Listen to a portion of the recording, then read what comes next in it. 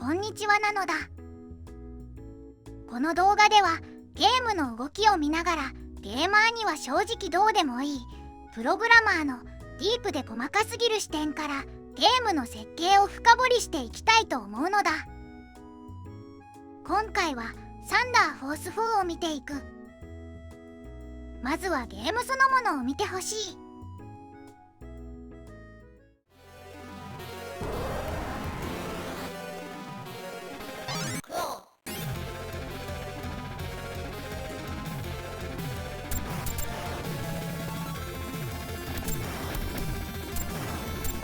サンダーフォース4は1992年にテクノソフトからメガドライブ向けに発売されたシューティングゲームである。サンダーフォースシリーズの第4作にあたる作品なのだ。多重スクロールによる背景表現はお世辞抜きに芸術レベルと言っていいほど美しい。ゲームとしてもメガドライブ用シューティングゲームの中で最上級の完成度を誇る作品と言っていいだろう。特に魅力的なのはステージチェンジや中ボス戦から通常パートへのつなぎなどリズミカルでテンポの良い展開なのだ。今回はテクノソフトの職人技が詰まったサンダーフォース4のテクニックを見ていく。このゲーム、背景の作り込みが普通ではない。多重スクロールによって画面の奥に何層もの背景画像が重なっているように見える。しかもそれが何枚重なっているのかじっくり見てもすぐには判別できないほど自然に構成されているのだ。ではこの圧倒的な奥行きは一体どうやって作られているのか。このゲーム画面をメガドライブの持つ機能ごとに分けてみるとこのようになる。左上が実際のゲーム画面、右上がスプライト画面、そして下の2枚がメガドライブが持つ2枚の背景画面である。つまりこの2枚の背景画面だけで背景全体を描いているわけだ。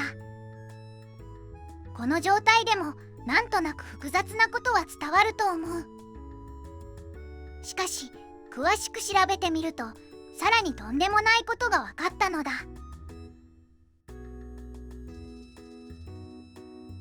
今度は海、山、空の3つのエリアを並べスクロールのエリアごとに分けるとこうなる。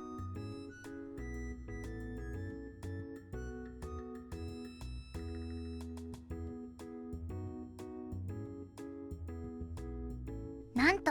9枚ものレイヤーで背景を構成しているのである。想定していたよりも多いのだ。矢印の赤色と緑色の違いはメガドライブの2枚ある背景画面でのエリアの振り分けである。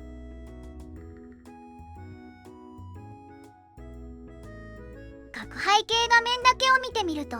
意外に整然とパターンが並べられており、スクロールさせたい範囲ごとに分割してラスタースクロールをさせているだけであることがわかる。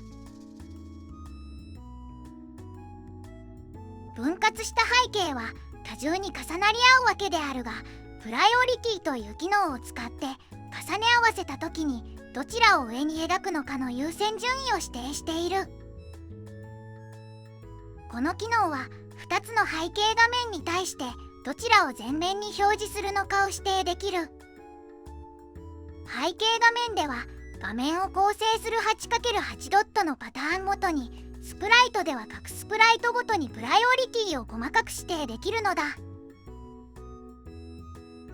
同じプライオリティが指定されている場合はスプライト、背景 A、背景 B の順に優先される。プライオリティの指定によりこの6段階の前後関係を表現できる。この赤い線はスクロール範囲でのエリア分けであるが、さらに黄色い箇所でプライオリティの指定でエリアが分かれる。この分割スクロールとプライオリティの組み合わせでこの複雑な多重スクロールが構成されている。なんか変態的なレベルでの調整をしている画面だったりする。ちょっと怖くなるレベルなのだ。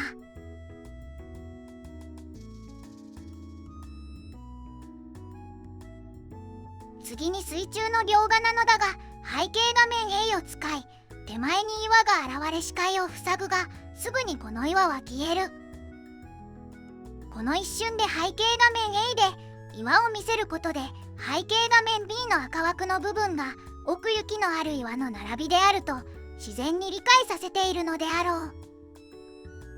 この演出により背景画面 B の岩の間を戦艦が出入りすることの視覚効果につなげていると思われる。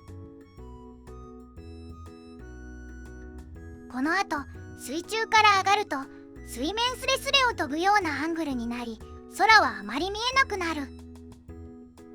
これは引き続き背景画面 A で戦艦を描画するため、先ほどのような雲の多重スクロールができないため、極力雲を見せないようにしているのである。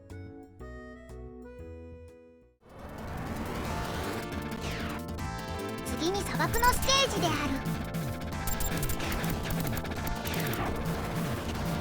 砂嵐が吹きすさむ中での戦闘であり、画面手前に網目の映像を重ねることで砂嵐を表現している。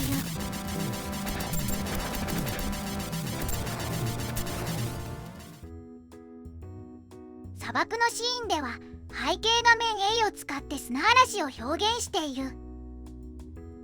この表現もじっくり見てみると細部まで非常によく作り込まれていることがわかるのだ。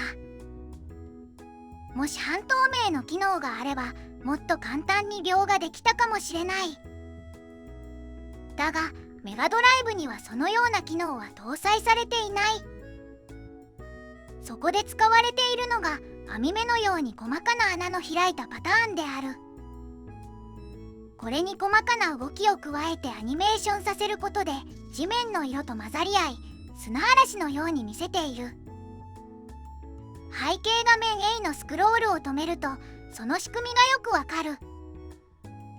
拡大してみると砂嵐の内側の部分では砂が流れていくアニメーションが表現されている。一方で縁の部分は細かくチラチラと揺らぐようなアニメーションになっているのだ。さらに縁の部分は時々形そのものも変形している。砂嵐が収まる時にはパターンを細かく切り替えて砂嵐が消える表現をしている。芸が細かいというかデザインが細部まで詰められていて非常に繊細に作り込まれていることがわかるのだ。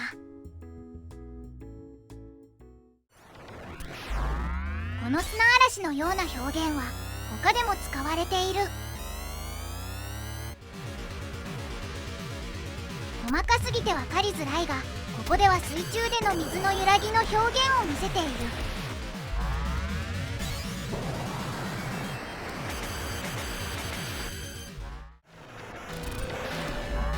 そしてこのシーンでは黒い網や煙のもやを表現している。この表現手法は映像の見せ方で何を表現したいのか伝わらなかったり、そもそもゲームの邪魔になることもあるので、デザイナーさんのセンスに頼るところが大きい。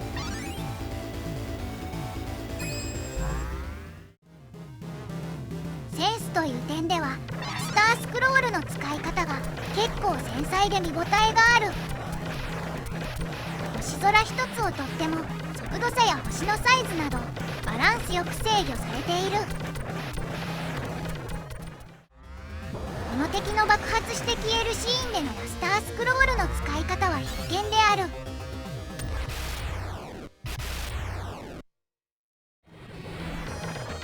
そしてこれはプログラムではなくデザイナーさんの技術によるところではあるが、敵や背景の描き込みが尋常ではない。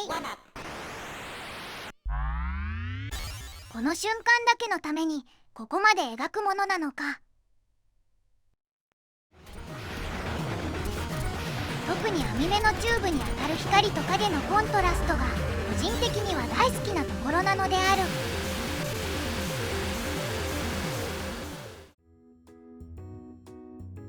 今回はこれで終わりなのだ。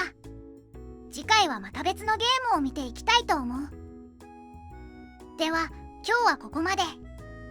バイバイ。